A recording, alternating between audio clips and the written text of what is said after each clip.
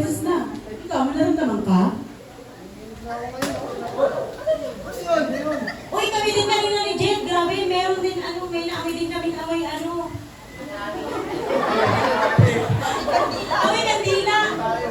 Pero kilala ko talaga.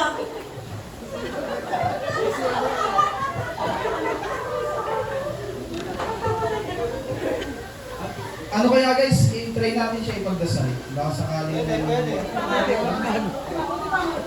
Tara.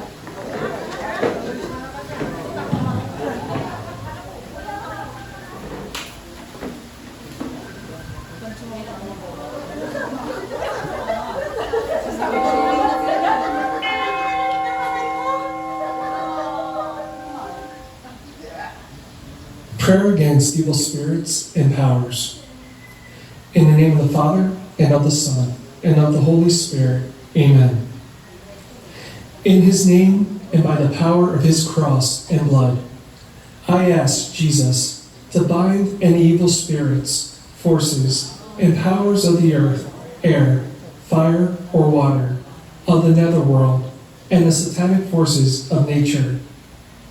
By the power of the Holy Spirit, and by his authority, I ask Jesus Christ to break any curses, hexes, or spells, and send them back to where they came from, if it be his holy will. I beseech thee, Lord Jesus, to protect us by pouring thy precious blood on us, which thou hast shed for us. And I ask thee to command that any departing spirits leave quietly, without disturbance, and go straight to thy cross, to dispose of as thou seest fit. I ask thee to bind any demonic interaction, interplay, or communications under the protection of the blood of Jesus Christ, which he shed for us. I place. Mention the names of those you are praying for now.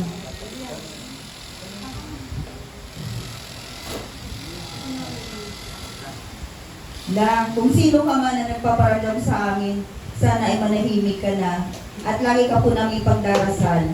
Sana makasama mo na si Lord sa langit at maging masaya ka na doon. Yun lang po.